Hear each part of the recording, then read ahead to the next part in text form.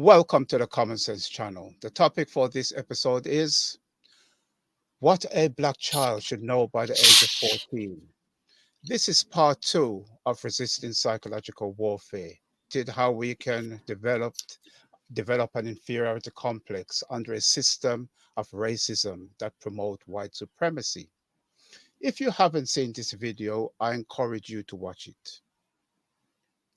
Devon Morgan, who is a writer and researcher,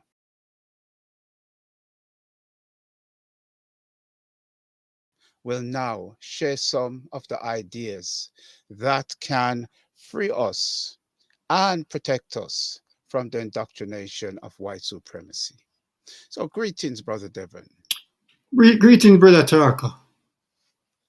So what is the common sense strategy we should employ to protect our children against the white supremacy programming that we saw in the black doll, white doll experiment?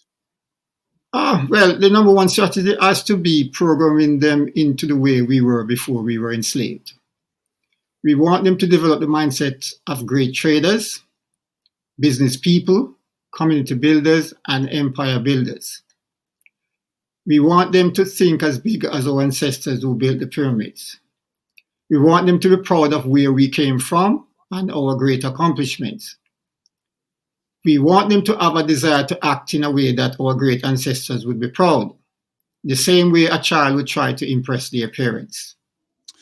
Okay, so how did we lose the mindset of our great ancestors?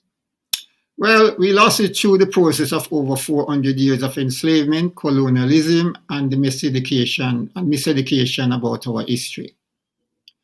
By the time we got to the generation of enslaved ancestors who were freed, the years of being abused, dehumanized, and the lack of education would have reduced them to having a giant inferiority complex. And they would certainly not be thinking big or in any way like their great ancestors. And since then, the psychological aspect of racism went into overdrive in various ways, such as imageries, films, and words. One example of imagery would be the Gollywog doll figure that we have seen in the UK. So, in this time when racism is a global reality, we need racial pride to grow and succeed as a people. Without racial pride, we will not succeed because teamwork is required to succeed in a world where racism rears its ugly head almost everywhere. For example, economic activities are largely operated on a racial basis. So, what are the critical things a black child should be told before the age of 14 to prevent the inferiority complex we saw in the black doll, white doll experiment? Firstly, there are 4 reasons why it's easy for our children to be programmed into having a racial inferiority complex. Firstly, white supremacy and black inferiority have relentlessly been projected in books, films, imageries, and education. They are born into this reality, and we have no system in place to consistently push back against this. We have no system to teach them things that would make them proud of their identity and their history, and they hardly see any evidence of their greatness around them apart from our accomplishments in music and sports. Also, the majority of parents don't have the knowledge or skill to teach their children racially empowered knowledge, nor are they aware of the necessity of this knowledge. So here are some of the things we should teach our children for them to be proud of who they are before they got to age 14. Teach them they are a descendant of a people who started civilization. These people were the first people on this planet. According to white archaeologists, they were on this planet for at least 180,000 years before any other people. These were African people. And as a descendant of these African people, you are therefore an African. This makes perfect common sense. Our ancestors brought civilization to the world. They first civilized the Greeks, and centuries later, when Europe's greatest civilization, the Roman Empire, collapsed and descended into what they call the Dark Ages. North Africans, known as the Moors, brought civilization to Europeans again, this time via Spain, and ruled for over 700 years.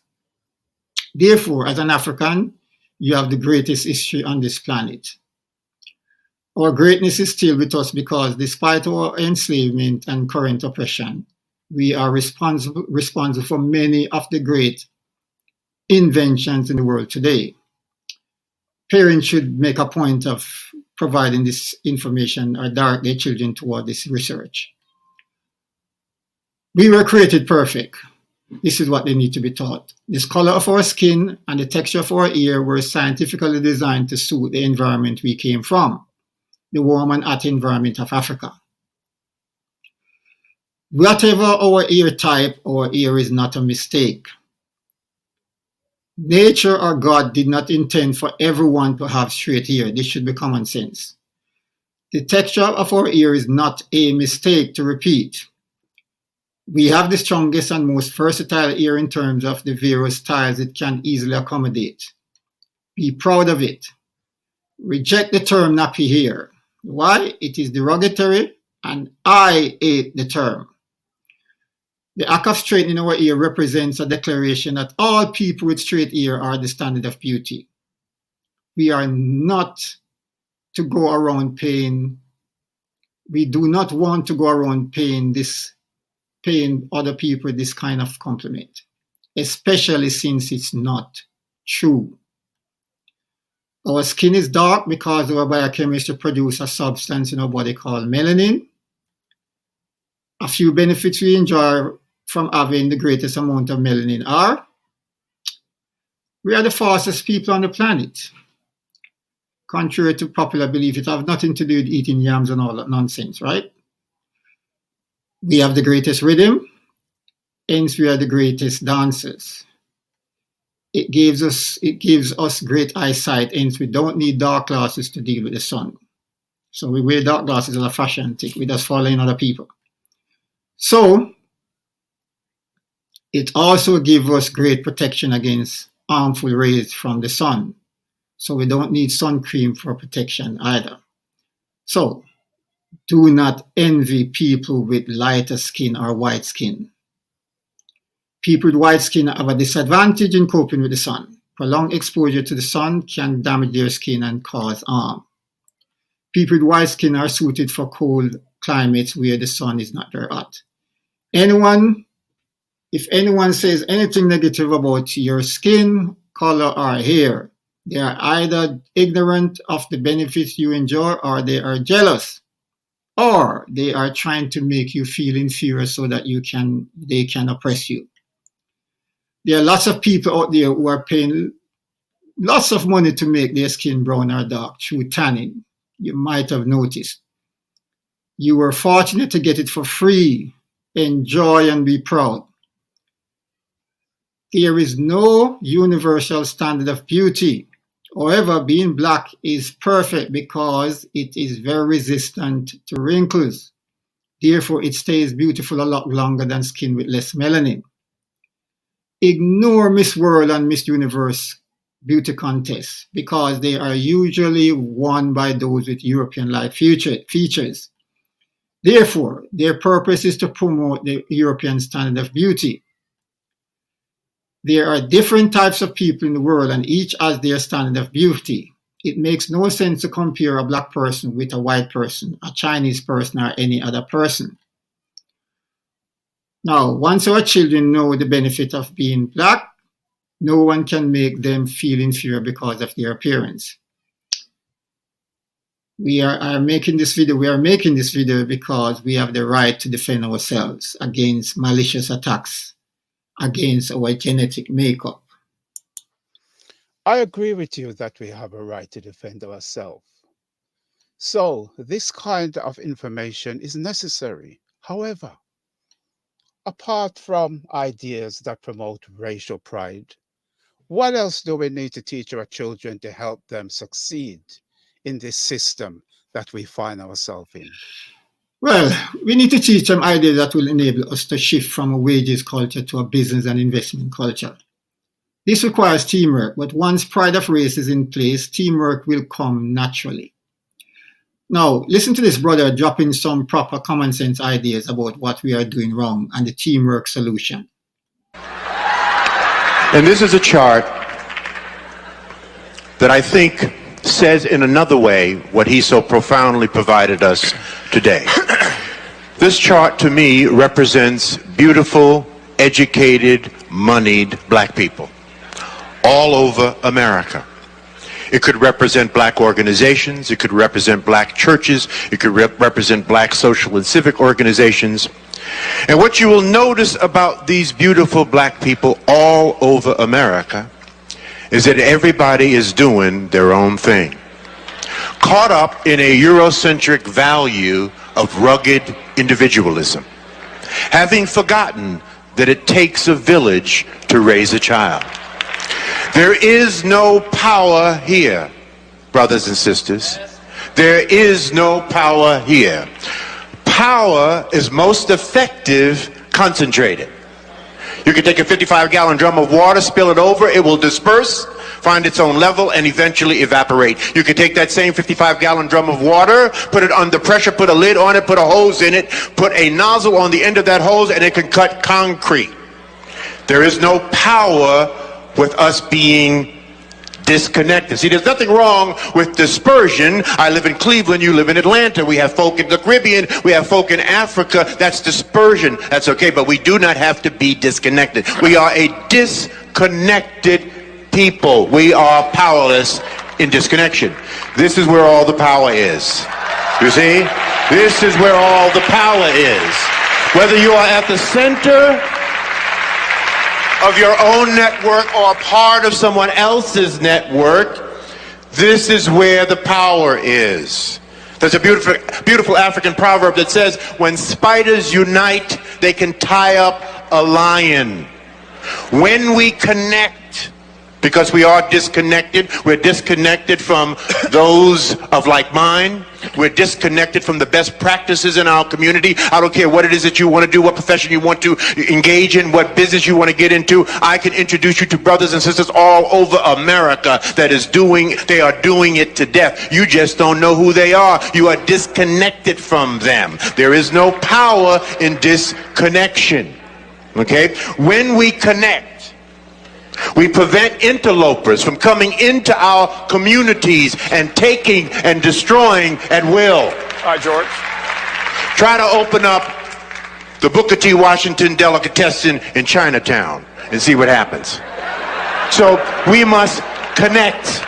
We must connect the dots. That must be the movement for our people in the 21st century. We need a lot of us doing a little instead of a few of us doing a lot. We need to get together to get ahead. This brother is on point. What are the ideas our children need for us to shift to a business and investment culture? They need wealth creation ideas which have a lot to do with psychology. Money, everything to do with money have something to do with psychology. Firstly, we need to encourage them to become great readers, even if it means organizing prize-winning competitions. Teach them that life will punish them for what they don't know. The world is run by a few people with knowledge. They need to become one of those with knowledge. If they don't, those with knowledge will manipulate and turn them into fools. Program them to accept that profit is better than wages. Wages will only earn them a living, while profit can earn them a fortune. Give them books to read that support this wealth creation mindset, such as Think and Grow Rich, The Richest Man in Babylon, Rich Dad Poor Dad, and As a Man Thinketh, to name a few. They must be programmed with the idea that we must supply our food, goods, and services in our communities.